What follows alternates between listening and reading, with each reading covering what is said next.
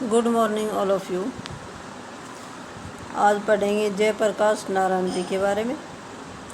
जयप्रकाश नारायण का जन्म 1902 में हुआ था और उनका निधन 1979 ईस्वी में। जयप्रकाश नारायण को भारत में एक लोकप्रिय नेता, समाजवादी चिंतक, सर्वोदय के कार्यवाहक तथा पूर्ण क्रांति के प्रणेता के रूप में जाना जाता है। अपने राजनीतिक जीवन में महात्मा गांधी, आचार्य नरेंद्र देव, विनोबा भावे और आदि नेताओं को अपने साथ जुड़े हुए पाता है। भारतीय राष्ट्रीय आंदोलन में उन्हें आंदोलन को जन जन तक पहुंचाने का श्रेय दिया जाता है। जयप्रकाश नारायण का जन्म 11 अक्टूबर 1902 को तत्कालीन बिहार के सीताब्दी राय नामक गांव में हुआ। वे एक मध्यम वर्गीय परिवार से संबंधित थे। उनके पिता का नाम हर्षदयाल श्रीवास्तव था। वे एक सरकारी अधिकारी थे तथा जयप्रकाश नारायण को भी अपने ही समान सरकारी अधिकारी बनाना चाहते थे। जयप्रकाश नारायण आरंभ से ही अंतर्मुखी थे। यदि वे सरकारी अधिकारी बन जाते तो उन्हें कोई नहीं जानता। जयप्रकाश नारायण ने अपनी आरंभिक शिक्षा अपने गांव के विद्यालय से प्रारंभ की। वे शुरू से ही एक प्रतिभाशाली विद्यार्थी थे। प्रारंभिक शिक्षा प्राप्त करने के पश्चात जयप्रकाश नारायण को पटना के एक स्कूल में प्रवेश दिलाया गया। जब वे कॉलेज के विद्यार्थी थे तो 1920 में महात्मा गांधी के नेतृत्व में असहयोग आंदोलन में भी शामिल हुए थे, परंतु 1922 में असहयोग आंदोलन समाप्त होने के पश्चात उन्होंने पुनः अपनी शिक्षा प्रारंभ की, जो उन्होंने असहयोग आंदोलन के कारण छोड़ दी थी। भारत में अपनी पढ़ाई पूर्ण करने के पश्चात उच्च शिक्षा प्राप्त करने के लिए 16 मई 1922 को अमेरिका चले गए। वहाँ उन्होंने सामाजिक जीवन के विषय में MA की परीक्षा पास की। अपने अमेरिका प्रवास के दौरान JP ने अनेकों मार्क्सवादी विचारकों की रचनाओं का अध्ययन किया तथा मार्क्सवादी विचारों से बहुत प्रभावित हुए। जिन विद्वानों की रचनाओं का JP ने अध्ययन किया था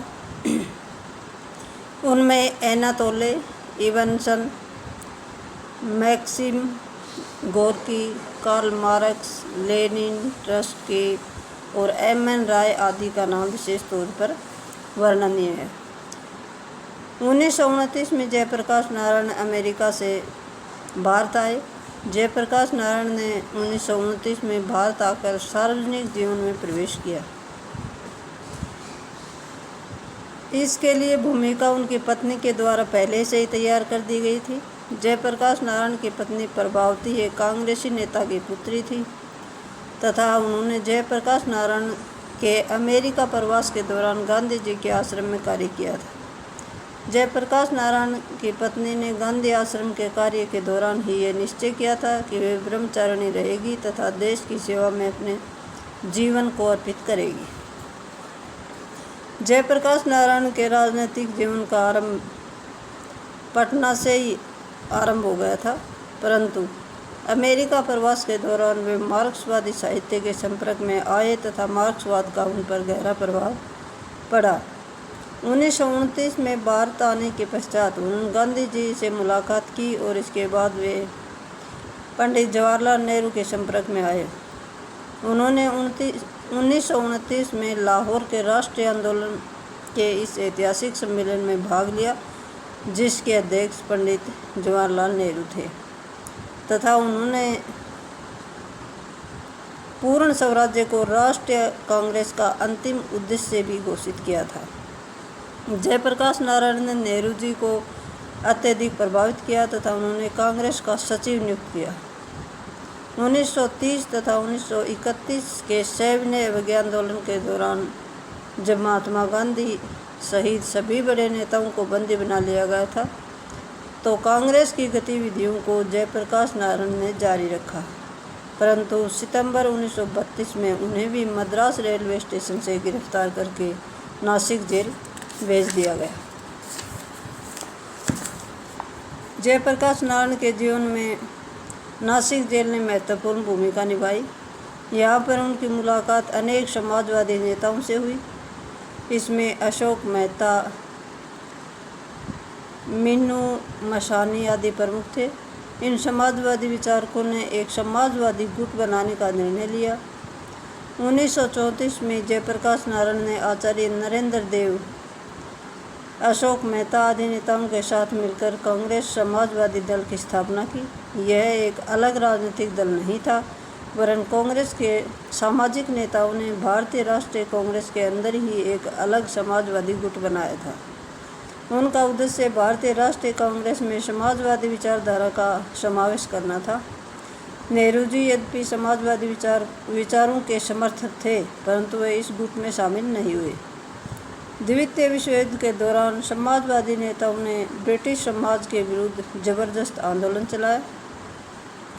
1939 में जब ब्रिटिश सरकार ने भारत के भी इस युद्ध में शामिल होने की घोषणा कर दी, तो जयप्रकाश नारायण ने इनका विरोध किया। जयप्रकाश नारायण ये कहना चाहता था कि यह एक साम्राज्यवादी युद्ध है और हम इसका विरोध करते हैं। हम हमारे लिए स्वतंत्रता प्राप्त करने के लिए इस युद्ध का लाभ उठाने जा रहे हैं। उन्होंने आह्वान किया कि अब ब्रिटिश साम्राज्यवाद को समाप्त करने का उचित समय आ गया है। जयप्रकाश नारायण को अन्य नेताओं के साथ बंदी बना लिया गया। 1940 ईस्वी में जेल से बाहर आने पर उन्होंने फिर से अपना संघर्ष आरंभ कर दिया। गांधी जी द्वारा अगस्त 1942 का भारत छोड़ो आंदोलन समाजवादी नेताओं के दबाव के कारण ही चलाया गया था। जयप्रकाश नारायण को फिर बंदी बना लिया गया, परंतु वे जेल से भाग निकले और राम मनोहर लोहिया के साथ भूमिगत क्रांतिकारी गतिविधियों में शामिल रहे। ब्रिटिश सरकार ने सितंबर 1943 में जयप्रकाश नारायण को पुनः गिरफ्तार कर लिया और 1945 में इंग्लैंड में मजदूर दल की सरकार बनी। मजदूर दल की सरकार का रुख भारत के प्रति नरम था तथा उन्होंने भारत को स्वतंत्रता देने का वादा किया। 1946 में एक कैबिनेट मिशन भारत आया तथा जयप्रकाश नारायण सहित अनेक नेताओं को रिहा कर दिया गया। धन्यवाद। 1946 के कांग्रेस अधिवेशन में गांधी जी ने जयप्रकाश नारायण को अध्यक्ष बनाने का प्रस्ताव रखा, परंतु कांग्रेस कार्यकारिणी ने इसे स्वीकार नहीं किया। जयप्रकाश नारायण भारत को पूर्ण स्वतंत्रता प्राप्त होने तक ब्रिटिश सरकार से किसी भी प्रकार का सहयोग करने के पक्ष में नहीं थे। भारत की स्वतंत्रता के पश्चात समाजवादी गुट भारतीय राष्ट्रीय कांग्रेस से अलग हो गया और 1948 के वार्षिक सम्मेलन में इस गुट के नेताओं ने भाग लेना नहीं दिया।